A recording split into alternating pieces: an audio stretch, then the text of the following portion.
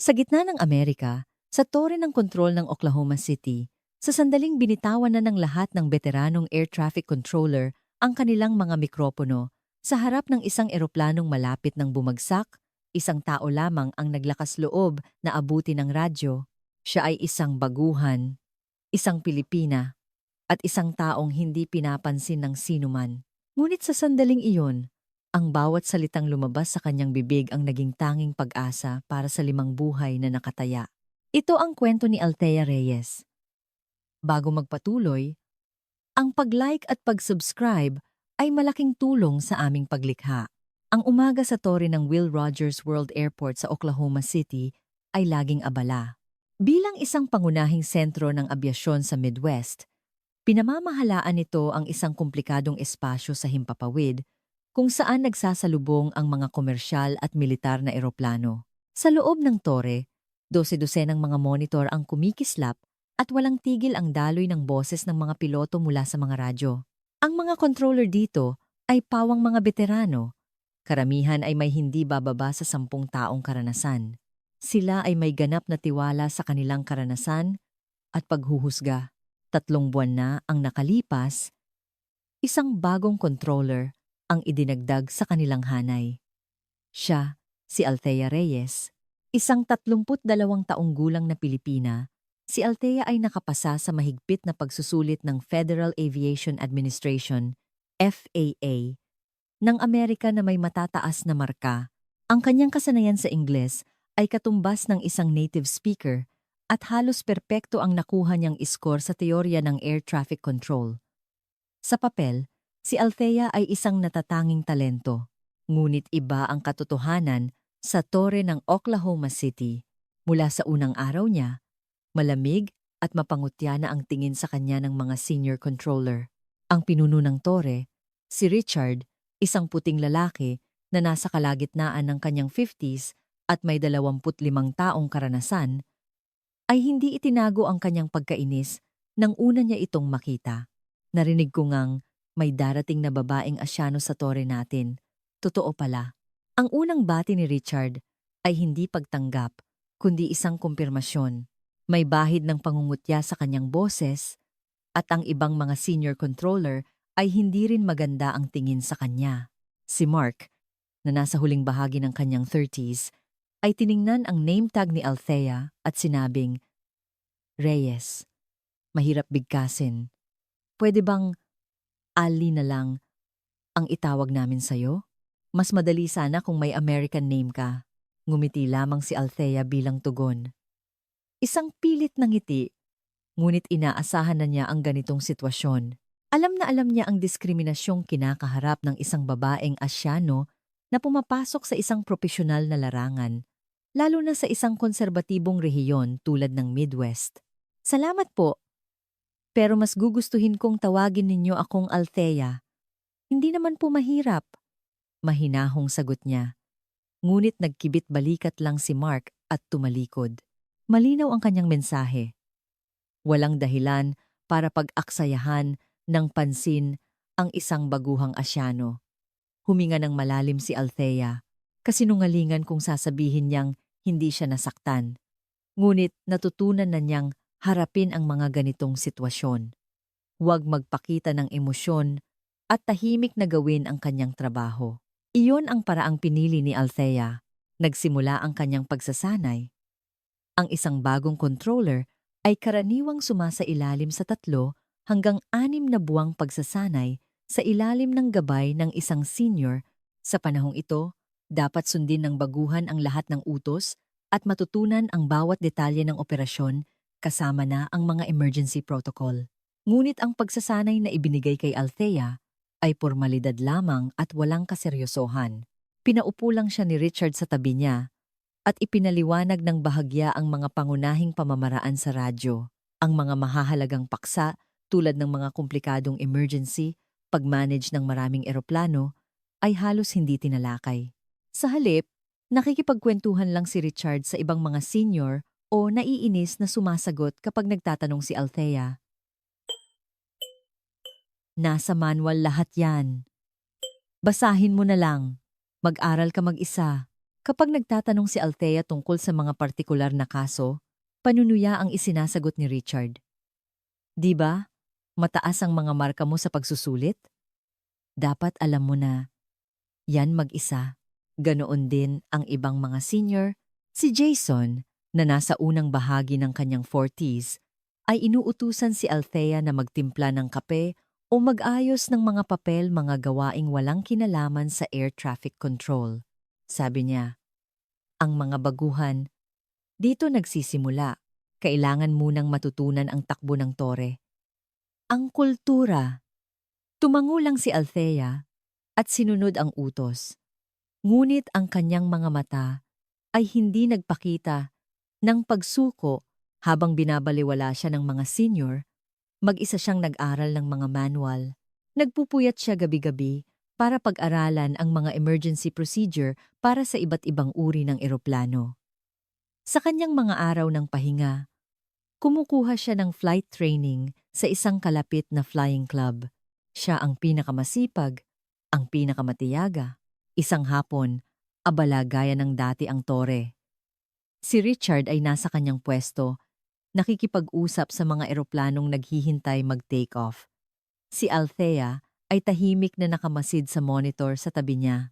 Biglang sinabi ni Mark kay Richard, "Richard, kumusta ang pangingisda mo noong weekend?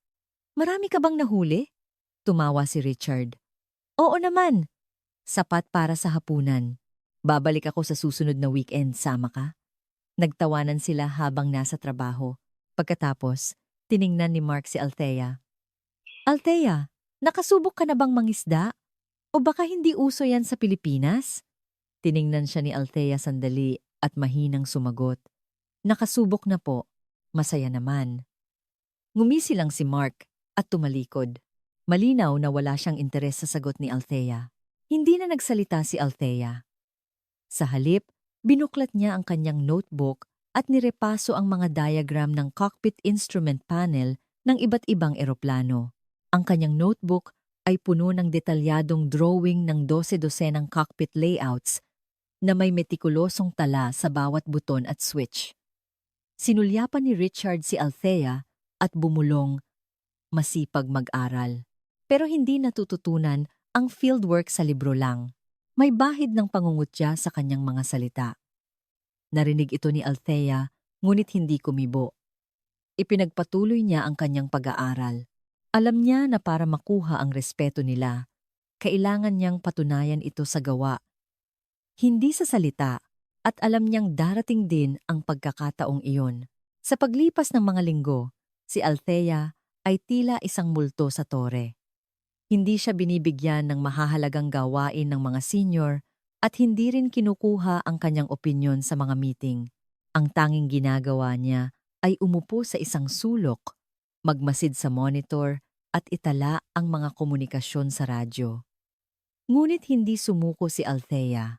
Gumigising siya ng 5:00 ng umaga para mag-aral ng flight theory at pagkatapos ng trabaho, nagsasanay siya sa isang flight simulator para sa iba't ibang emergency. May isang lihim si Althea na walang nakakaalam. Hindi lang siya isang simpleng air traffic controller in training. Si Althea ay isang dating special flight instructor sa Philippine Air Force. Marunong siyang magpalipad ng iba't ibang sasakyang panghimpapawid ng militar, kabilang ang F-50 fighter jet at bilang isang instructor, nagsanay siya ng 12-dosenang mga piloto. Ngunit hindi niya ito sinabi kaninuman. Gusto niyang magsimula ng bagong buhay sa Amerika at patunayan ang kanyang kakayahan nang hindi umaasa sa kanyang nakaraan. Ngayon, nakaupo si Althea sa tore, tahimik na ginagawa ang kanyang trabaho, 2:00 ng hapon. Ang sikat ng araw ay tumatagos sa salamin ng tore. Si Richard ay abala sa pagbibigay ng take-off clearance. Ang ibang controller ay nakatutok sa kani-kanilang monitor. Isang mapayapang hapon. Walang sinuman ang nakakaalam na sa loob lamang ng ilang minuto, ang buong tore ay haharap sa isang sitwasyon ng buhay at kamatayan. At sa sandaling iyon, ang isang baguhang controller na binaliwala ng lahat ang siyang magbabago ng lahat 12:30 ng hapon. Ang katahimikan sa tore ay biglang binasag ng isang tawag sa radyo. Isang matinis na static ang umalingaw-ngaw sa headset ni Richard na sinundan ng isang mahinang boses ng lalaki. Oklahoma Tower. Napetsto 24 Bravo. Ang piloto. Nawalan ng malay. Naputo lang tawag. Agad na umayos ng upo si Richard at nagsalita sa radyo. N524 Bravo. This is Oklahoma Tower. Please say again. Clarify your situation. Ngunit walang sumagot. Tanging static ang pumuno sa kanyang headset. Kumunot ang noo ni Richard at muling tumawag. N524 Bravo. Respond. Report your current status. Katahimikan pa rin. Biglang bumigat ang hangin sa loob ng tore. Si Mark at Jason ay lumingon mula sa kanilang mga pwesto at tumingin kay Richard. Si Althea rin ay tumigil sa pagmamasid sa monitor at nakinig ng mabuti.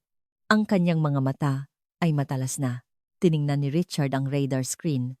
Ang N544 Bravo, isang maliit na twin-engine jet, ay kasalukuyang lumilipad sa 3,000 metro, mga 50 kilometro sa timog kanluran ng Oklahoma City. Normal ang flight path nito, ngunit ang pagkawala ng komunikasyon ay nangangahulugan ng isang malubhang problema. N524 Bravo, respond on the emergency frequency. Do you have an emergency? May pag-aalala na sa boses ni Richard at sa sandaling iyon. Isang hindi inaasahang boses ang narinig mula sa radyo. Hindi isang lalaki, kundi isang nanginginig na boses ng babae. Oklahoma Tower. Ako po ay isang pasahero. Ang piloto. Bumagsak po siya. Hindi na po siya gumagalaw. Natigilan ang buong tore. Nanlaki ang mga mata ni Richard at inilapit pa ang mikropono. Si Mark at Jason ay tumayo at lumapit sa pwesto ni Richard. Hindi tumayo si Althea. Ngunit ang kanyang mga kamay ay binuklat na ang kanyang notebook. N524 Bravo. Alam niya ang modelong iyon. Sinubukan ni Richard na magsalita ng mahinahon. Ma'am, please remain calm. Listen to me carefully. What is your name? Emily po. Emily Carter. Okay, Emily. Listen, I'm Controller Richard. Just follow my instructions. First, check the pilot's condition. Is he breathing? Narinig ang paghikbi ni Emily sa radyo. Hindi ko po alam. Hindi ko po masigurado kung humihinga siya. Hindi na po siya gumagalaw. Tuluyan na po siyang nawalan ng malay. Huminga ng malalim si Richard. Nagsimula ng mamuo ang pawis sa kanyang noo.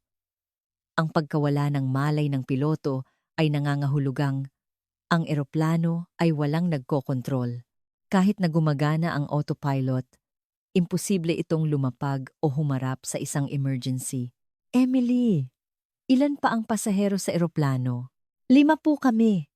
Ako, ang asawa ko, ang tatay at nanay ko, at ang 2 kong anak. 8 at 5 taong gulang po sila. Puno ng desperasyon ang boses ni Emily. Kinuyom ni Richard ang kanyang kamao. Ang buhay ng 5 tao, kasama ang 2 bata, ay nasa kanyang mga kamay. Idinikit ni Mark ang kanyang kamay sa balikat ni Richard. Richard, tanungin mo kung may marunong magpalipad sa kanila. Tumango si Richard. Emily, is there anyone on board with piloting experience? Anyone at all? Ilang sandali ng katahimikan. Pagkatapos ay narinig ang nanginginig na boses ni Emily.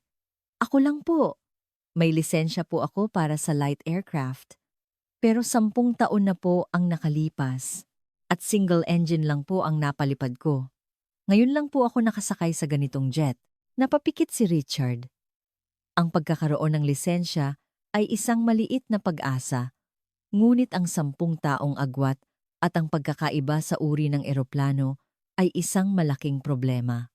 Ang isang single-engine plane at isang twin-engine jet ay magkaibang-magkaiba. Ang instrument panel, ang paraan ng pagkontrol, ang pamamahala sa makina lahat ay iba. Ang N524 Bravo ay isang Beechcraft King Air series, sabi ni Jason habang tinitipa ang computer. Isang lumang twin turboprop, 19-year-old model. Tumango si Richard at agad na nag-utos.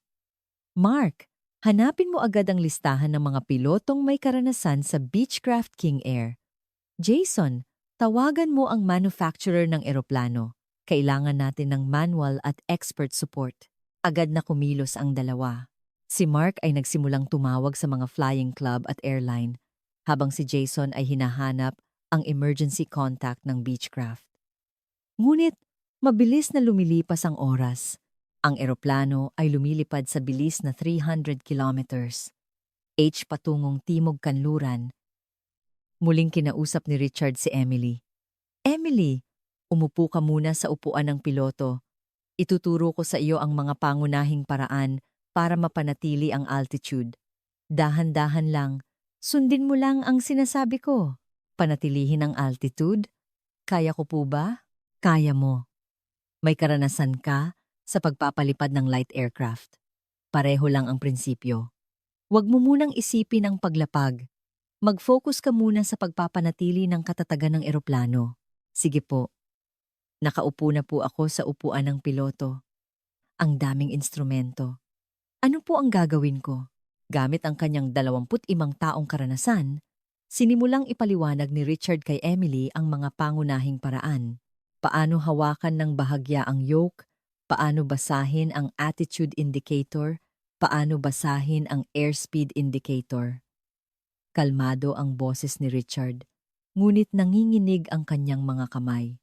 Si Althea ay nanatili sa kanyang pwesto, ngunit ang kanyang mga mata ay nakatutok sa bawat kilos ni Richard at ang kanyang mga kamay ay mabilis na gumagalaw sa ibabaw ng kanyang notebook. Beechcraft King Air. Alam niya, ang modelong iyon, higit pa, sa ulado niya ang buong emergency procedure manual nito. Sinunod ni Emily ang mga utos ni Richard at pansamantalang naging matatag ang eroplano, ngunit ito ay panandalian lamang. Si Emily ay nasa estado pa rin ng panic at ang kanyang boses ay lalong napupuno ng takot. Controller, hindi ko po yata kaya. Nanginginig po ang mga kamay ko. Ang mga anak ko. Ang umiiyak sila. Ganito na lang po ba kami? Mamamatay? Ang sigaw ni Emily ay umalingaw-ngaw sa tore. Kinagat ni Richard ang kanyang labi. Hindi niya alam kung ano ang sasabihin. Ibinaba ni Mark ang telepono at umiling. Walang mahanap na King Air pilot sa oras na ito. Lahat sila ay lumilipad o hindi makontak. Si Jason naman ay tumingin sa computer screen na may desperadong ekspresyon. Sarado na ang Beechcraft. Ang emergency line nila, answering machine lang ang sumasagot. Masyado ng luma ang modelong ito. Hindi na digitize ang manual. Isang mabigat na katahimikan ang bumalot sa tore. Tiningnan ni Richard ang radar. Ang eroplano ay patuloy na lumilipad patungong Timog Kanluran. Batay sa bilis at natitirang gasolina, mauubos ito sa loob ng 10 minuto. 10 minuto. Iyon lang ang natitirang oras para iligtas ang 5 buhay. Narinig ang iyak ni Emily sa radyo. Please, please, tulungan niyo po kami. Ang mga anak ko. Please. Kinuyom ni Richard ang kanyang kamao. Umaagos ang pawis sa kanyang noo at bahagyang nanginginig ang kanyang mga kamay. Sa loob ng 25 taon, marami na siyang hinarap na emergency, ngunit ngayon lang siya nakaranas ng ganitong kawalan ng pag-asa. Susubukan na sana niyang magsalita sa radyo, ngunit walang salitang lumalabas. At sa sandaling iyon, tumayo si Althea. Ang kanyang mga mata ay hindi na mga mata ng isang baguhan. Iyon ay mga mata ng isang instructor na namuno sa hindi mabilang na flight training. Mga mata ng isang eksperto na gumabay sa dose-dose ng mga piloto sa bingit ng kamatayan. Dahan-dahan ngunit may determinasyon. Lumakad si Althea patungo kay Richard at sinabi niya. Ang lahat ng mata sa tore ay napunta kay Althea. Nang marinig ang sinabi ni Althea, isang biglaang katahimikan ang bumalot sa control tower. Lumingon si Richard at tiningnan si Althea. Ang kanyang mga mata ay puno ng pagtataka at pagkalito. Maging sina Mark at Jason ay nakatitig sa kanya na may malinaw na pagdududa sa kanilang mga mukha. Isang maikling tawa ang kumawala kay Richard. Hindi ito isang tunay na tawa, kundi isang reaksyon ng pagkabigla at pangungutya. Reyes, ano bang sinasabi mo? Baguhan ka lang. Hindi ito oras para magbiro. Tiningnan ni Althea si Richard ng diretso sa mata at sumagot. Ang kanyang boses ay kalmado at walang panginginig, puno ng hindi matinag na kumpiyansa. Hindi po ako nagbibiro. Alam ko ang emergency operating procedures para sa Beechcraft King Air series. Makakatulong po ako. Sumingit si Mark na may pang-aasar. King Air? Ikaw? Reyes? Hindi mo nga natapos ng maayos ang training mo bilang controller? 19 na taon na ang modelong iyan. Wala ngang maayos na manual. Paano mo nalaman ang tungkol dyan? Umiling din si Jason. Wala tayong oras para mag-aksaya. Kailangan nating maghanap ng ibang paraan. Hindi natinag si Althea sa kanilang mga sinabi. Sa halip, humakbang siya palapit at inilatag ang kanyang notebook sa mesa ni Richard. Sa notebook, detalyadong nakaguhit ang layout ng cockpit ng Beechcraft King Air at bawat instrumento ay may masusing tala ng lokasyon at gamit. Maging ang pagkakasunod-sunod ng pag-activate ng emergency power system ay nakasulat doon. Napatingin si Richard sa notebook at natigilan. Maging sina Mark at Jason ay nagulat sa kanilang nakita. Sa sandaling iyon, muling narinig ang desperadong sigaw ni Emily mula sa radyo. Control Tower! Sumagot po kayo!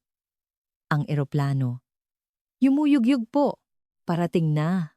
Dali-daling hinawakan ni Richard ang radyo, ngunit nanginginig ang kanyang mga kamay at walang katiyakan sa kanyang boses. Emily, kumalma ka. Naghahanap kami ng paraan. Paraan? Kailan pa po? Malapit na kaming bumagsak! Puno ng takot ang boses ni Emily. Sa likuran, maririnig ang iyak ng mga bata at ang mahinang dasal ng isang lalaki. Ang pamilya ay handa na sa kanilang kamatayan. Hawak-hawak ni Richard ang radyo, hindi makapagsalita. Sa loob ng 25 taon bilang isang veteranong controller, sa sandaling ito, kinailangan niyang aminin na wala siyang magawa. Muling kinuha ni Mark ang telepono, ngunit puno ng desperasyon ang kanyang mukha. Ang pinakamalapit ay aabutin ng 14 minuto para makarating dito, hindi na aabutan ng eroplano yun. Umiling din si Jason habang nakatingin sa computer. Ang emergency contact ng Beechcraft ay puro answering machine. Walang tao sa oras na ito. At ang online manual para sa lumang modelong ito ay hindi na digitize. Huminga ng malalim si Richard. Tumingin siya sa radar. Ang altitude ng eroplano ay unti-unting bumababa at ang flight path nito ay hindi stable. Isang palatandaan na hindi na makontrol ni Emily ang yoke dahil sa panic. Ang gasolina ay wala ng 7 minuto. Pagkatapos ng 7 minuto, hihinto ang mga makina at ang eroplano ay direktang babagsak sa lupa.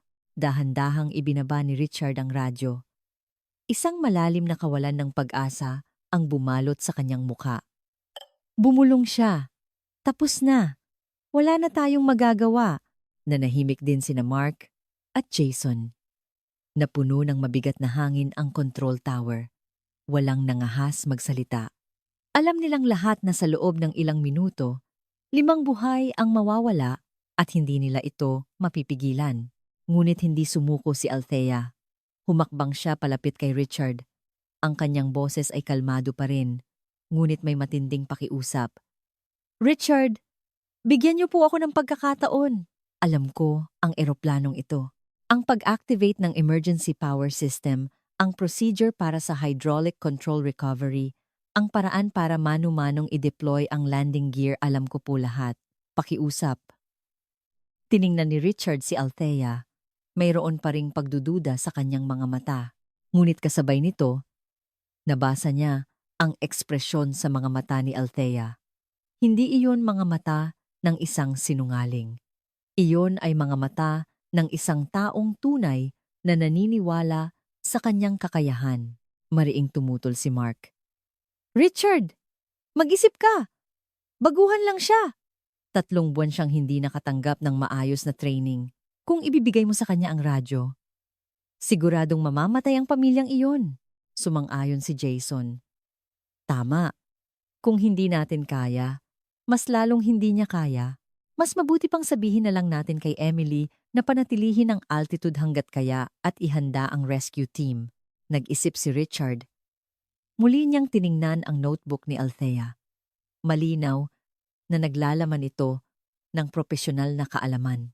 Ngunit ang kaalamang nakasulat sa papel at ang kakayahang gamitin ito sa isang tunay na sitwasyon ay magkaibang-magkaiba. Kung magkamali si Althea, mangangahulugan iyon ng kamatayan ng 5 tao. Muling narinig ang boses ni Emily sa radyo, ngunit sa pagkakataong ito, hindi ito iyak kundi isang boses ng pagsuko. Control Tower, hindi na po kami makapaghintay. Naghahanda na po kami. Nagpapaalam na po kami sa mga mahal namin sa buhay. Nagdarasal na po kami sa Diyos. Kasabay nito, narinig ang boses ng isang bata. Mommy, natatakot po ako, sumagot si Emily habang humihikbi. Okay lang anak. Mahal ka ni Mommy, alam mo yan. 'Di ba? Napapikit si Richard. Nanginginig ang kanyang kamao. At isang malalim na sakit ang mababakas sa kanyang mukha. Sa loob ng 25 taon, hindi mabilang na eroplano ang ligtas niyang napalapag. Ipinagmamalak niya ang kanyang karanasan at paghuhusga, ngunit sa sandaling ito, walang silbi ang kanyang karanasan. Idinampi ni Althea ang kanyang kamay sa balikat ni Richard. Ang kanyang hawak ay magaan, ngunit may kasamang determinasyon. Richard, pakiusap, magtiwala po kayo sa akin. Dahan-dahang iminulat ni Richard ang kanyang mga mata. Tiningnan niya si Althea. At sa sandaling iyon, nakagawa siya ng desisyon. Hindi ito isang lohikal na paghuhusga. Ito ay intuisyon. Isang paniniwala. Dahan-dahan niyang inabot ang radyo kay Althea. Subukan mo. Sabay na sumigaw sina Mark at Jason.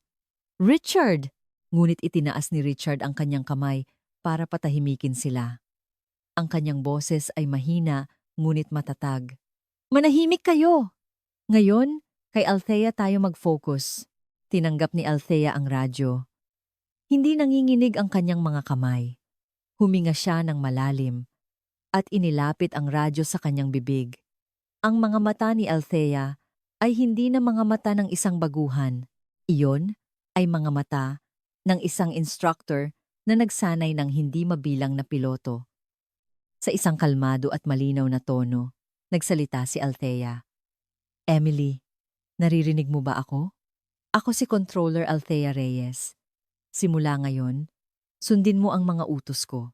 Tiyak na ililigtas kita at ang iyong pamilya. Lahat ng atensyon sa control tower ay nakatuon kay Althea. Ngayon, ang buhay ng 5 tao ay nasa kanyang mga kamay. Ang boses ni Althea na dumaloy mula sa radyo ay nakakagulat na kalmado.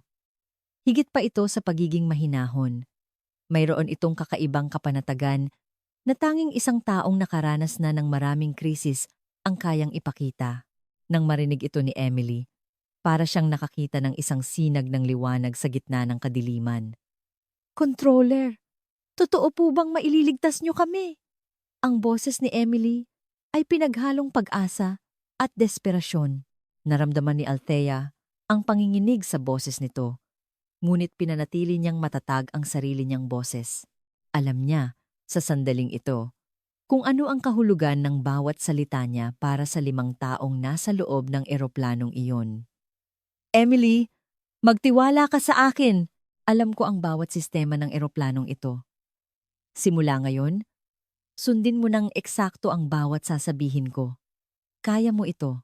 Ang matatag na kumpiyansa ni Althea ay naipadama kay Emily. Huminga ng malalim si Emily. Sige po, magsabi na po kayo. Ang hangin sa loob ng control tower ay biglang napuno ng tensyon. Sina Mark at Jason ay nakatingin pa rin kay Althea na may pag-aalala habang si Richard ay nakahalukip-kip na pinagmamasdan ang bawat kilos niya. Alam nilang lahat na ang bawat utos na ibibigay ni Althea ay magtatakda ng hangganan sa pagitan ng buhay at kamatayan. Binuklat ni Althea ang kanyang notebook at tiningnan ang cockpit layout ng Beechcraft King Air. Mabilis na gumalaw ang kanyang mga mata at ang kanyang mga daliri ay tinuturo ang bawat lokasyon sa diagram. Sa kanyang isip, ilang beses na niyang na-simulate ang sandaling ito. Gabi-gabi, mag-isa siyang umuupo sa harap ng flight simulator at nagsasanay para sa ganitong uri ng emergency. Emily, tingnan mo muna ang instrument panel. Sa gitna, may malaking bilog na gauge. Iyan ang altimeter. Anong altitude ang nakalagay ngayon? 3,700 meters po. Magaling. Ngayon, tingnan mo ang kaliwa ng altimeter. May nakikita ka bang semicircle na gauge na may kulay asul at kayumanggi? Iyan ang attitude indicator. Ang asul na bahagi ba ay nakaturo pataas? Opo, pero medyo nakatagilid po. Okay lang yan. Ngayon, dahan-dahan, bahagya mo lang igalaw ang yoke pakanan hanggang sa ang crosshair sa gitna ng attitude indicator ay maging eksaktong horizontal. Hinawakan ni Emily ang yoke gamit ang nanginginig na mga kamay. Narinig ang kanyang paghinga. Sa radyo, sa radar screen ng control tower, nakita nilang unti-unting naitutuwid ang pagkakatagilid ng eroplano. Huminga ng maluwag si Jason. Tama! Bumabalik sa normal ang anggulo. Patuloy na nagbigay ng kalmadong utos si Althea. Magaling, Emily. Ngayon, huwag mong bibitawan ang yoke. Pero hawakan mo lang ito ng magaan. Kung masyadong mahigpit ang hawak mo, magiging over-responsive ang eroplano. Hawakan mo na parang isang balahibo. Opo. Po.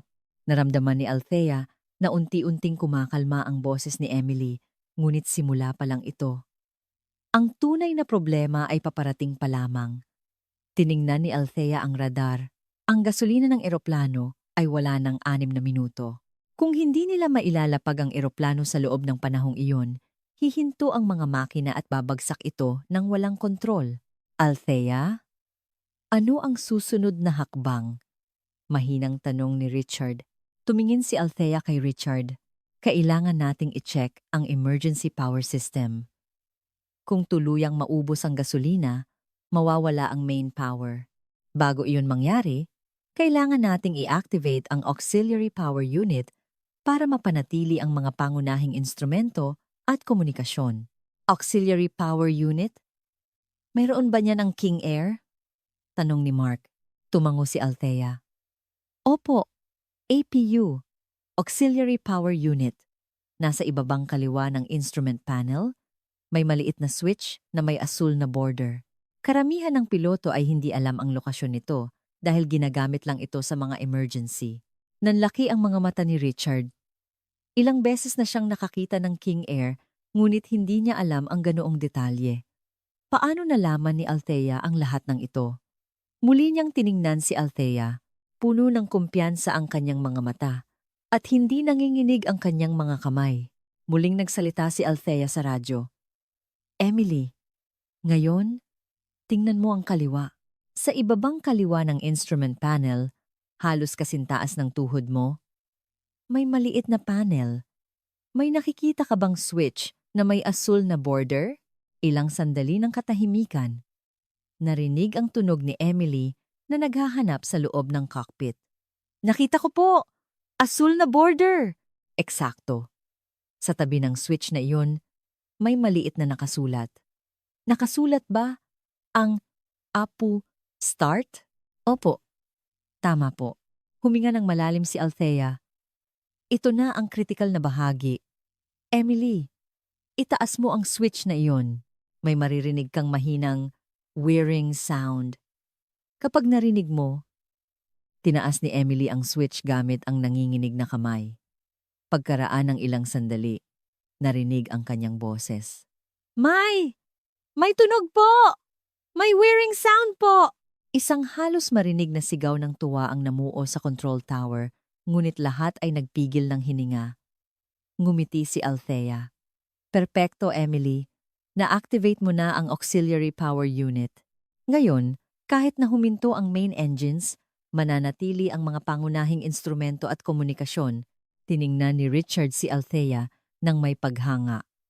Talagang alam niya ang eroplanong ito. Hindi lang theoretical na kaalaman, kundi praktikal, tiyak, at eksaktong kaalaman na magagamit sa totoong sitwasyon. Napagtanto ni Richard kung gaano niya minaliit si Althea. Ngunit delikado pa rin ang sitwasyon. Althea, bumababa na naman ang altitude! Sabi ni Jason na may kaba. 2,400 meters. 3,200 meters. Agad na hinawakan ni Althea ang radyo. Emily, check the throttles. May 2 lever sa tabi ng yoke. Iyan ang kumokontrol sa lakas ng makina. Nasaan ang posisyon ng mga lever ngayon? Nasa gitna po yata. Dahan-dahan, itulak mo ito pasulong. Mga 3 sentimetro lang. Huwag masyadong malakas. Nang igalaw ni Emily ang throttle, bahagyang tumaas ang tunog ng makina. Sa radar screen, nagsimulang mag-stabilize muli ang altitude. Huminga ng maluwag si Jason. Sa bandasim, Jason ang si Emily, altitude recovering. 2,000, 300, 2,000, 500. Magaling, Emily. Panatilihin mo ang throttle sa posisyong iyan. Napakahusay mo, sabi ni Althea. Sa unang pagkakataon, narinig ang isang hikbi na may halong pag-asa sa boses ni Emily. Talaga po? Makakaligtas po ba talaga kami? Matatag na sumagot si Althea. Opo, tiyak na makakaligtas kayo. Magtiwala ka sa akin. Sa sandaling iyon, nagbago ang atmosfera sa loob ng control tower. Hindi na nagpapakita ng pagdududa sina Mark at Jason. Narinig nila ang mga utos ni Althea at napagtanto na talagang kontrolado niya ang sitwasyon. Puno ito ng mga emergency procedure para sa maraming eroplano, bawat isa ay may detalyadong tala. Althea, mahinang tanong ni Richard, sino ka ba talaga? Paano mo nalaman ang lahat ng ito? Lumingon sandali si Althea kay Richard. Ang kanyang mga mata ay puno ng determinasyon. Mamaya ko na po ipapaliwanag. Ang mahalaga ngayon ay mailigtas ang pamilyang iyon. Tumango si Richard. Nagpasya siyang magtiwala ng buo kay Althea. Muling nag-focus si Althea sa radyo. Ngunit alam din niya na ang pinakamahirap na bahagi ay paparating pa lamang. Ang pagpapanatili ng altitude at ang ligtas na paglapag ng eroplano ay 2 magkaibang bagay. Huminga ng malalim si Althea.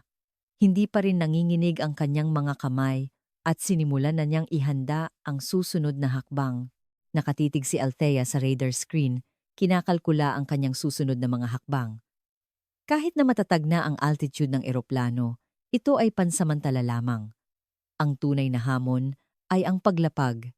Ang paggabay kay Emily na may karanasan lamang sa light aircraft na maglapag ng isang twin-engine jet ay tulad ng pag-uutos sa isang taong marunong lang magbisikleta na magsagawa ng isang motorcycle stunt.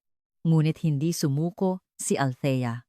Sa kanyang isip, 12 ng mga senaryo na ang kanyang pinag-isipan at hinahanap niya ang pinakaligtas na paraan. Emily, napakahusay ng ginawa mo so far. Ngayon, kailangan na nating maghanda para sa paglapag. Makinig kang mabuti hanggang sa huli. Mahinahong sabi ni Althea sa radyo. May panginginig pa rin sa boses ni Emily, ngunit mas kalmado na ito kaysa kanina. Paglapag po? Kaya ko po ba talaga? Kaya mo. Gagabayan kita. Sa bawat hakbang, Emily, nagawa mo na ang mga bagay na tila imposible. Ganoon din sa paglapag. Ang boses ni Althea ay hindi nag-aalinlangan. Hindi ito simpleng pagpapalakas ng loob, kundi isang taos-pusong paniniwala. Sa kanyang nakaraan sa Philippine Air Force, nagsanay si Althea ng hindi mabilang na mga kadete. Marami sa kanila ang nanginginig sa takot sa simula. Ngunit sa pamamagitan ng kanyang mahinahong paggabay, natutunan nilang sakupin ang himpapawid. Alam ni Althea na kayang gawin ng isang tao ang higit pa sa inaakala niya. Lumapit si Richard kay Althea. Althea, saang runway natin siya papalapagin? Puno ng mga commercial flight ang Will Rogers Airport ngayon. Delikado kung isisingit natin ang isang maliit na eroplano. Tumango si Althea at inilatag ang isang mapa. Mabilis na gumalaw ang kanyang daliri sa mapa at itinuro niya ang isang lokasyon. Dito po, Tinker Air Force Base, 15 kilometro sa timog silangan ng Oklahoma City. Mahaba at malapad ang runway at sa oras na ito, kakaunti ang military flights. Nagulat si Mark. Base militar? Kailangan ng clearance para makalapag ang isang civilian aircraft doon. Komplikado ang proseso. Tiningnan ni Althea si Mark ng diretso. Kung gayon, humingi tayo ng clearance ngayon din. Ito ay isang emergency na may buhay na nakataya. Tawagan ninyo ang control tower ng base at humingi ng emergency landing permit. Nag-atubili sandali si Richard. Ang paglapag ng isang civilian aircraft sa isang base militar ay napakabihirang mangyari. May mga isyu sa seguridad at mahigpit ang mga patakaran. Ngunit nang makita niya ang mga mata ni Althea, alam niyang tama ito. Hindi ito ang oras para isipin ang mga patakaran. Jason, tawagan mo agad ang Tinker Air Force Base Control Tower. Sabihin mong may emergency at humingi ka ng clearance para sa isang civilian light aircraft. Agad na kinuha ni Jason ang telepono. Muli, nag-focus si Althea sa radyo. Emily, kailangan nating baguhin ang direksyon ng eroplano. Ituturo ko sa iyo kung paano. Tingnan mo muna ang compass. Nasa itaas. Sa gitna ng instrument panel, may bilog na gauge na may mga numero. Opo, nakikita ko po. Nakalagay po 120. Magaling.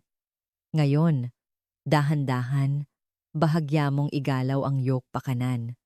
Hanggang sa ang numero sa compass ay maging 160.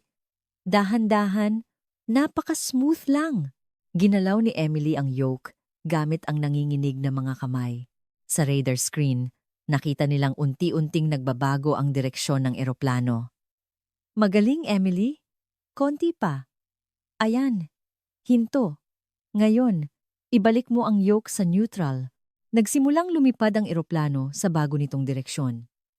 Kinuha ni Althea ang calculator at kinakalkula ang oras at distansya ng paglapag. Batay sa kasalukuyang bilis at altitude, darating sila sa himpapawid ng Tinker Air Force Base sa loob ng 8 minuto. Ang problema, kailangan nilang kumpletuhin ang lahat ng paghahanda para sa paglapag sa loob ng 8 minutong iyon.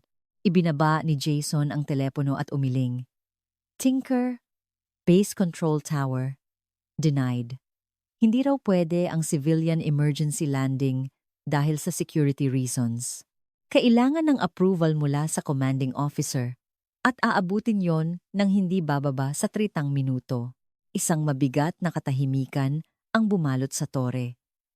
30 minuto. Wala silang ganoong oras. Ang gasolina ng eroplano ay wala ng 4 na minuto. Kinuyom ni Richard ang kanyang kamao at yumuko si Mark na may desperadong ekspresyon. Ngunit hindi sumuko si Althea. Kinuha niya ang telepono mula kay Jason. I-connect niyo po ako sa Tinker Base Control Tower. Ikaw mismo? Tanong ni Jason. Pero tumanggi na sila. I-connect niyo po ulit. Walang kompromiso sa boses ni Althea. Nag-atubili si Jason, ngunit idinayal niya muli ang numero. Nang sumagot ang kabilang linya, inilagay ni Althea ang telepono sa kanyang tainga. Ang kanyang boses ay kalmado, ngunit may autoridad. Tinker Base Control Tower. This is Controller Althea Reyes from Oklahoma City Tower. We have an emergency. A civilian light aircraft is in an uncontrollable state with 4 minutes of fuel remaining. The pilot is deceased, and a passenger is flying the plane. 5 lives, including 2 small children, are at risk. Narinig ang boses ng isang lalaki. Naiintindihan namin ang sitwasyon. Pero labag sa regulasyon ang paglapag ng civilian aircraft sa base militar. Gamitin ninyo ang ibang paliparan. Napapikit sandali si Althea at inilabas niya ang barahang matagal na niyang itinatago. Ako ay isang dating special flight instructor ng Philippine Air Force. Ang aking service number ay PAF 81,772. Ang inyong base at ang aming Air Force ay may joint training agreement. Paki-verify ang numerong ito at hinihiling ko ang emergency landing clearance. Lahat ng tao sa tore ay napalingon kay Althea. Nanlaki ang mga mata ni Richard at sina Mark at Jason ay nakanganga habang nakatingin sa kanya. Isang special flight instructor ng Philippine Air Force, naging sundalo si Althea, ilang sandali ng katahimikan sa kabilang linya. Pagkatapos, muling narinig ang boses ng lalaki, ngunit iba na ang tono. Verifying. Please hold. Nag-antay si Althea. Mabilis ang tibok ng kanyang puso, ngunit kalmado pa rin ang kanyang mukha. Lumipas ang 30 segundo at muling narinig ang boses sa telepono. Instructor Althea Reyes, your identity is confirmed. Emergency landing is cleared. We are opening runway 17 left. Rescue team is on standby. Huminga ng maluwag si Althea. Salamat po. Ibinaba niya ang telepono at hinarap ang kanyang mga kasamahan. Althea, naging instructor ka sa Air Force? Gulat na tanong ni Richard. Bakit hindi mo sinabi? Nanahimik sandali si Althea. Isang komplikadong emosyon ang dumaan sa kanyang mga mata. Hindi na po mahalaga ang nakaraan. Ang mahalaga ay ang ngayon. Muling hinawakan ni Althea ang radyo. 3 minuto na lang ang natitira. Kailangan nilang mailapag ang eroplano sa loob ng 3 minuto. Emily, sisimulan na natin ang paglapag. Sundin mo ng eksakto ang mga sasabihin ko. Una, dahan-dahan mong hilahin paatras ang throttle. Kailangan nating bawasan ang lakas ng makina. Opo, hinihila ko na po. Nanginginig na sagot ni Emily. Sa radar, unti-unting bumabagal ang eroplano. Magaling. Ngayon, bahagya mo lang hilahin ang yoke. Kailangan nating itaas ng kaunti ang ilong ng eroplano. Dahan-dahan, napaka-smooth lang. Sinunod ng eroplano ang utos ni Althea at nagsimulang bumaba. Ang runway ng Tinker Air Force Base ay nasa kanilang harapan na. Ibinigay ni Althea ang kanyang huling utos. Emily, kaya mo to. Magtiwala ka sa akin. Sabay nating ililigtas ang pamilya mo. Narinig ang iyak sa boses ni Emily. Opo, naniniwala po ako. Kaya ko po. Ang eroplano ay dahan-dahan, ngunit tiyak na papalapit sa runway. Ang eroplano ay dahan-dahang bumababa patungo sa runway. Ang lahat ng mata sa control tower ay nakatutok sa radar screen. Ang kalmadong boses ni Althea ay dumadaloy sa radyo at sinusunod ni Emily ang bawat hakbang ng landing procedure. Ang altitude ay bumaba sa 1,000 metro, 800 ay 905. Ang runway ng Tinker Air Force Base ay tanaw na. Ngunit sa sandaling iyon, isang hindi inaasahang pangyayari ang naganap. Controller! Ang tunog ng makina. Kakaiba po! Ang nag-aalalang boses ni Emily ay pumuno sa radyo. Agad na naging alerto si Althea. Paano kakaiba? Maging specific ka. Yung whirring sound po, humihina. At yumuyugyog ang eroplano. Sumigaw si Jason na may maputlang mukha. Bumabagsak ang bilis. Mas mabilis din ang pagbaba ng altitude kaysa sa inaasahan. Lumapit si Richard. Naubos na ang gasolina. Malapit nang huminto ang mga makina. Agad na kinakalkula ni Althea ang lahat ng posibilidad. Kapag tuluyang naubos ang gasolina, hihinto ang mga makina at ang eroplano ay magiging isang mabigat na bagay na lumulutang na lamang. Kinakalkula niya ang gliding distance, ang kasalukuyang altitude, at ang distansya patungo sa runway. Dumilim ang ekspresyon ni Althea. Sa kasalukuyang estado, mahihirapang umabot sa runway, malamang na bumagsak ang eroplano 500 metro bago pa man ito makarating. Hindi! Sigaw ni Mark. Sa bilis at altitude na iyan, hindi aabot sa runway. Huminga ng malalim si Althea. Mabilis na nag-iisip ang kanyang utak. Ang lahat ng emergency landing techniques na natutunan niya ay dumaan sa kanyang isip at isang paraan ang kanyang naisip. Isang napakadelikadong paraan. Ngunit sa sitwasyong ito na lang ang tanging pagpipilian. Nagsalita si Althea sa radyo. Ang kanyang boses ay kalmado pa rin, ngunit may kasamang matinding pagnanais. Emily, sundin mo ng eksakto ang sasabihin ko. Isang pagkakataon lang meron tayo. Hindi ka pwedeng magkamali. Nanginginig sa takot ang boses ni Emily. Natatakot po ako. Ang mga anak ko, ang asawa ko. Emily, pakinggan mo ako. Sa sandaling ito, ikaw lang ang makakapagligtas sa pamilya mo. Nagawa mo na ang mga bagay na tila imposible. Kaya mo rin ito. Magtiwala ka sa akin. Ang boses ni Althea ay puno ng hindi matinag na kumpiyansa. Ito ay boses ng isang instructor na gumabay sa mga piloto sa bingit ng kamatayan. Boses ng isang kasamahan na nakasama sa mga sandaling lumampas sa limitasyon ng tao. Sumagot si Emily habang umiiyak. Opo. Gagawin ko po. Sabihin niyo na po. Binuklat ni Althea ang kanyang notebook. Itinuro ng kanyang daliri ang section ng emergency glide landing. Ito ay isang sukdulang teknik kung saan ilalapag ang eroplano gamit lamang ang pag-glide na walang tulong mula sa makina. Isang mapanganib na maniobra na kahit mga profesional na piloto ay nag-aatubiling gawin, ngunit wala na silang ibang pagpipilian. Emily, kailangan nating ibaba ng bahagya ang ilong ng eroplano. Itulak mo ang yoke pasulong, mga 3 sentimetro lang. Ibaba ang ilong? Hindi po ba mas mabilis kaming babagsak niyan? Tama. Pero kailangan nating bumilis. Para mapahaba ang gliding distance, kailangan nating mapanatili ang tamang bilis. Magtiwala ka at sundin mo ako. Itinulak ni Emily ang yoke. Bahagyang bumaba ang ilong ng eroplano at bumilis ang pagbaba nito. Sumigaw si Mark. Masyadong mabilis ang pagbaba. Babagsak na sila. Pinigilan ni Richard si Mark. Magtiwala ka kay Althea. Alam niya ang ginagawa niya. Pinagmasdan ni Althea ang radar. Ang bilis, ang altitude, ang distansya, lahat ay mabilis na pinagsasama-sama sa kanyang isip. Naghihintay siya ng tamang sandali. Altitude. 400 metro. 350. 300. Emily, ngayon na! Dahan-dahan mong hilahin ang yoke. Itaas mo ang ilong. Hinila ni Emily ang yoke. Muling tumaas ang ilong ng eroplano at nagsimulang bumagal ang pagbaba.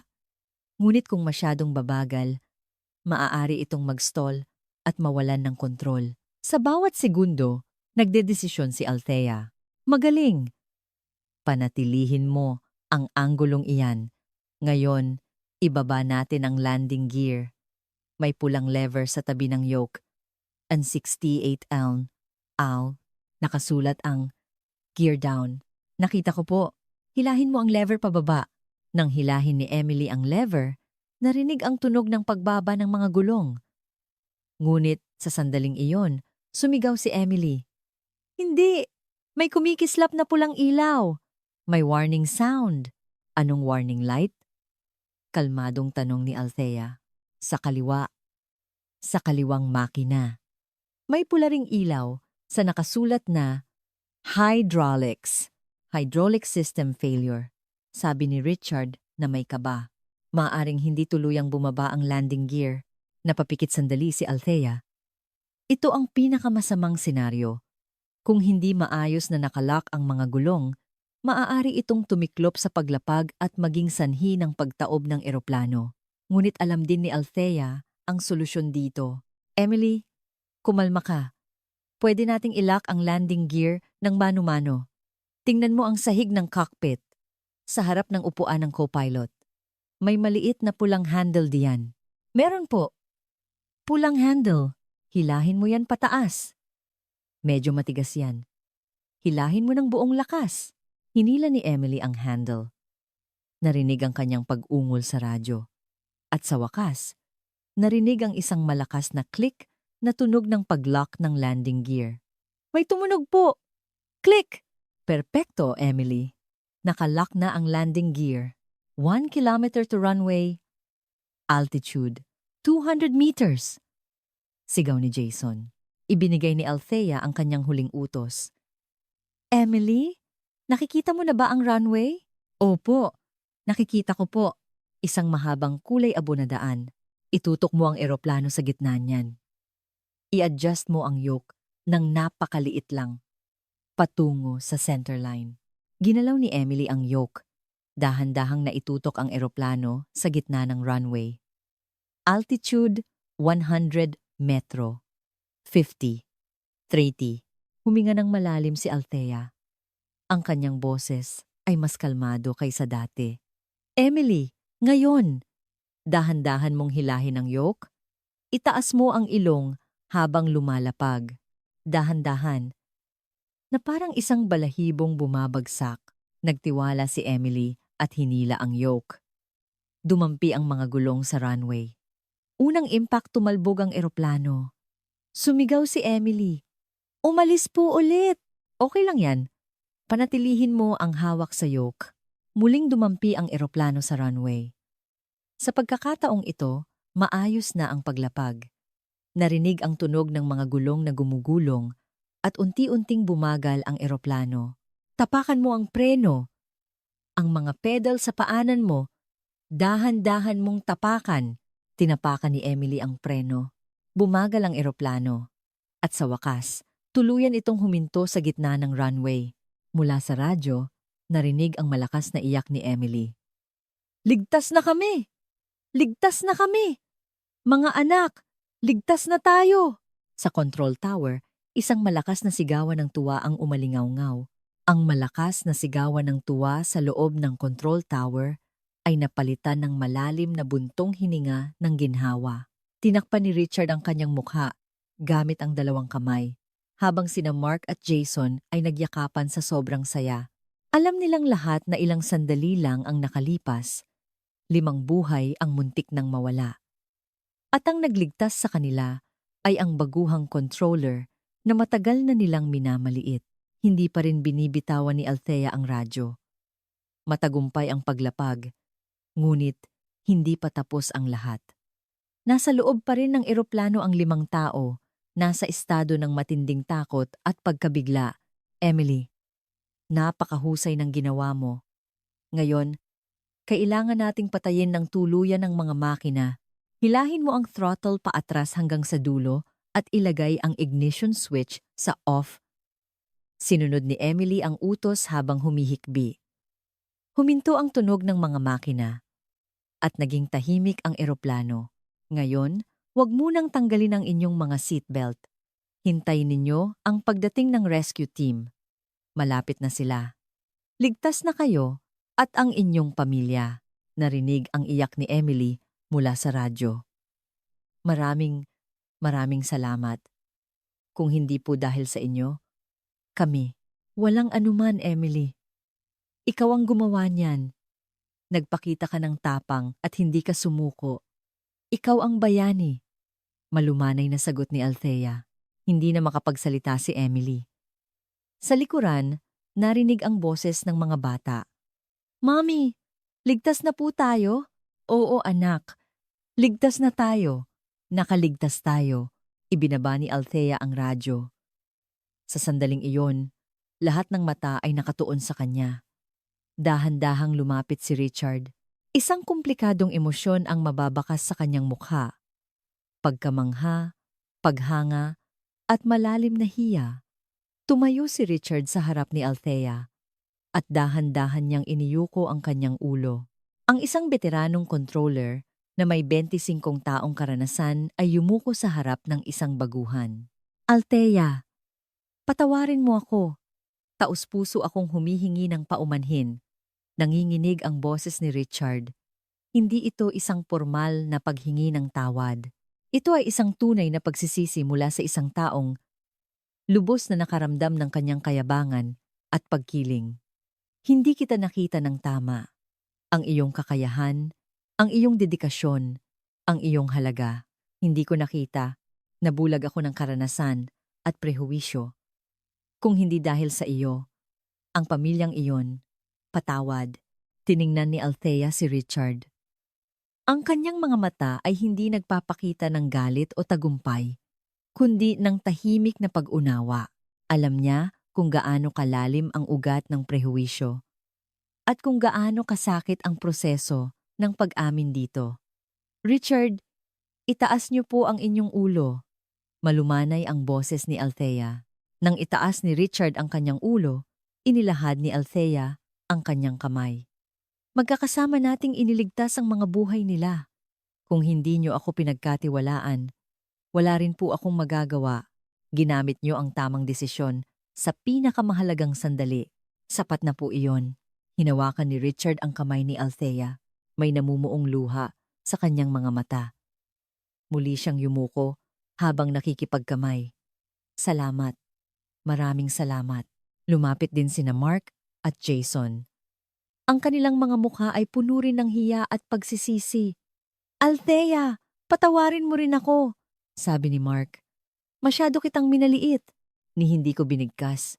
Nang tama ang pangalan mo at binalewala kita, walang kapatawaran ang ginawa ko. Yumuko rin si Jason. Ganoon din ako. Pinagtimpla lang kita ng kape at hindi kita binigyan ng maayos na training. Hindi ko nakita ang kakayahan mo. Patawad. Tiningnan sila ni Althea. Sa loob ng 3 buwan, tiniis niya ang kanilang pangungutya at pagbabalewala. Ngunit sa sandaling ito, pinili niya ang pag-unawa at pagpapatawad. Dahil alam ni Althea na ang tunay na pagbabago ay nagmumula hindi sa pagpapatalo sa iba, kundi sa sabay-sabay na paglago. Itaas niyo po ang inyong mga ulo. Lahat po tayo ay nasa proseso ng pag-aaral. Marami rin po akong natutunan sa inyo. Althea, tanong ni Richard, totoo bang naging special flight instructor ka sa Philippine Air Force? Paano napunta ang isang taong may ganyang karanasan dito bilang isang baguhan? Nanahimik sandali si Althea. Tumingin siya sa malayo at nagsimula siyang magsalita. Opo, naglingkod po ako sa Philippine Air Force sa loob ng 8 taon. Nagsimula bilang fighter pilot at naging special flight instructor. Nagsanay po ako ng 12 dosenang piloto. Pero bakit mo itinago ang karanasan mo? Tanong ni Mark. Ngumiti si Althea. Isang ngiting may halong lungkot ngunit puno ng determinasyon. Ayokong makilala dahil sa aking nakaraan. Gusto kong makilala dahil sa sarili kong kakayahan dito. Ngayon, ang aking serbisyo militar ay sa Pilipinas. Dito sa Amerika, nagsisimula po ako ulit. Gusto kong matuto mula sa simula at makilala sa tamang paraan. Tumango si Richard. Ngayon niya lang naintindihan kung bakit tiniis ni Althea ang lahat ng pang-aapi. Hindi lang siya nagtitiis. Tinatahak niya ang isang landas upang patunayan ang kanyang sariling halaga. Napatunayan mo na, higit pa sa napatunayan. Ipinakita mo sa aming lahat kung ano ang isang tunay na propesyonal. Sa sandaling iyon, bumukas ang pinto ng control tower at pumasok ang commanding officer ng Tinker Air Force Base. Isang sundalo na nasa huling bahagi ng kanyang 50s, na may maraming medalya sa dibdib. Lumapit siya kay Althea. Ikaw ba si Instructor Althea Reyes? Opo, sir. Sagot ni Althea. Sumaludo ang opisyal. Hindi ito isang formal na saludo, kundi isang tanda ng paggalang. Dahil sa iyong mabilis na desisyon at natatanging profesionalismo, 5 buhay ang naligtas. Sa ngalan ng U.S. Air Force, nagpapasalamat kami. Huminto siya sandali. At tiningnan si Althea. Ikinararangal namin na mayroong isang profesional na tulad mo sa aming sistema ng kontrol. Hindi mahalaga ang lahi, nasyonalidad o kasarian. Ang mahalaga ay ang iyong nagawa. Yumuko si Althea. Lumingon ang opisyal kay Richard. Tower Chief, ang insidenteng ito ay itatala bilang isang huwaran para sa inyong team at irerekomenda ko si Controller Althea Reyes para sa isang opisyal na commendation. Salamat po, sir. Sagot ni Richard. Ngunit si Althea po ang dapat tumanggap ng parangal. Hindi po kami.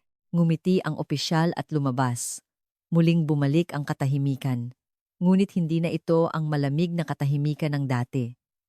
Ito ay isang mainit na katahimikan na puno ng paggalang at pag-unawa. Tumingin si Althea sa labas. Sa runway, pinalilibutan ng mga rescue worker ang eroplano. Ligtas na bumababa si Emily at ang kanyang pamilya. Nakita niyang tumatakbo ang mga bata habang hawak ang kamay ng kanilang ina at niyakap ng asawa ang kanyang kabiyak. Buhay. Mga buhay na buhay. Ngumiti si Althea. Ito ang dahilan kung bakit siya naging controller, kung bakit niya tiniis ang lahat, ang magligtas ng buhay. 3 araw ang lumipas.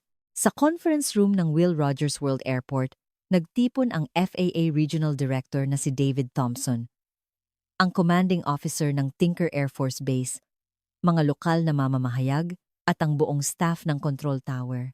Nakatayo sa harap si Althea, kasama si Emily at ang kanyang pamilya. 3 araw na ang nakalipas. Isang himala ang naganap dito, sabi ni Thompson. Nang ang isang eroplano at 5 buhay ay nasa bingit ng kamatayan, isang tao ang nagligtas sa kanila sa pamamagitan ng kanyang natatanging profesionalismo at dedikasyon. Itinuro niya si Althea, Controller Althea Reyes. Ang iyong husay ay nagpakita ng tunay na kahulugan ng kaligtasan sa himpapawid. Sa ngalan ng FAA, iginagawad ko sa iyo ang pinakamataas na parangal. Nagpalakpakan ang lahat. Tinanggap ni Althea ang parangal, ngunit ang kanyang mga mata ay nasa pamilya ni Emily. Ang 8 taong gulang na bata ay nakangiti sa kandungan ng kanyang ina, habang ang 5 taong gulang ay kumakaway. Buhay. Iyon ang pinakamahalagang gantimpala para kay Althea. Ngunit hindi lang isang kabayanihan ang ating ipinagdiriwang ngayon, patuloy ni Thompson. Ang insidenteng ito ay nag-iwan sa ating lahat ng isang mahalagang aral. Ang kaligtasan sa himpapawid ay hindi lamang nakasalalay sa teknolohiya o karanasan. Nagsisimula ito sa isang bukas na isipan, paggalang sa isa't isa, at pagpapahalaga sa pagkakaiba-iba. Dahil dito, magpapatupad ang FAA ng mga bagong patakaran. Magtatatag kami ng isang Emergency Response Specialist Hotline sa lahat ng control tower at bubuo ng isang training program para magamit ang kadalubhasaan ng mga controller mula sa iba't ibang background. At si Controller Althea Reyes ang itatalaga bilang lead instructor ng programang ito. Muling nagpalakpakan. Yumuko si Althea. Hindi lang ito tagumpay para sa kanya, kundi isang maliit na hakbang para sa lahat ng imigrante, lahat ng minorya, lahat ng minamaliit. Pagkatapos ng seremonya, lumapit si Emily kay Althea na may luha sa mga mata. Miss Althea, hindi ko po alam kung paano magpasalamat. Binigyan niyo po kami ng bagong buhay. Emily, ikaw ang tunay na kahanga-hanga, sagot ni Althea. Hindi ka sumuko sa gitna ng matinding takot. Ang iyong tapang ang nagligtas sa pamilya mo. Lumapit ang 8 taong gulang na bata at inabutan si Althea ng isang drawing. Nakaguhit dito ang isang eroplano at isang control tower na may sulat na para sa aming anghel na tagapagligtas. Napaluha si Althea, lumapit si Richard at inabutan siya ng isang maliit na kahon. Althea, ito ay mula sa buong team. Sa loob, may isang gintong pin na may nakaukit na Oklahoma Control Tower's Finest Expert. Hindi ito opisyal, pero ito ang aming taus-pusong pasasalamat. Tinuruan mo kami kung ano ang isang tunay na propesyonal. Lumapit din sina Mark at Jason. Althea, kapag naging instructor ka, ako ang magiging pinakamasipag mong estudyante. Ngumiti si Althea. Sabay-sabay tayong matututo. Iyan ang isang tunay na team. Lumabas si Althea at tumingin sa runway. Ang mga eroplano ay lumilipad at lumalapag. Bawat isa ay may lulang mga buhay na umaasang makarating ng ligtas. Tumabi sa kanya si Richard. Althea, binago mo ang lugar na ito. Hindi mo lang iniligtas ang mga buhay. Binago mo kaming lahat. Hindi ko po kaya mag-isa. sabi ni Althea. Nangyari ito dahil nagtiwala kayo sa akin sa pinakamahalagang sandali. Althea, tanong ni Richard, bakit mo tiniis ang aming pagbabalewala? Kung sinabi mo ang iyong karanasan, hindi mo sana iyon dinanas. Ang gusto ko po ay makilala bilang ako, hindi bilang aking nakaraan, sagot ni Althea. Gusto kong masukat batay sa aking pagsisikap dito, ngayon, at naniwala po ako na sa huli, lalabas din ang katotohanan at ang tunay na kakayahan ay mapapatunayan, tumango si Richard. Tama ka, at nag-iwan ka sa amin ng isang mahalagang aral. Ang tunay na halaga ay hindi sa panlabas na anyo, kundi sa kung ano ang ginagawa ng isang tao. Nang gabing iyon, tumawag si Althea sa kanyang mga magulang sa Pilipinas. Umiyak ang kanyang ina, habang ang kanyang ama ay tumango ng may pagmamalaki. Anak, ipinagmamalaki ka namin. Itay, inay, lagi niyo pong sinasabi sa akin, kahit saan ako magpunta, gawin ko ang lahat ng aking makakaya. Hindi ko po iyon kinalimutan. Pagkatapos ng tawag, tumingin si Althea sa labas. Kumikinang ang mga bituin sa kalangitan ng Oklahoma City.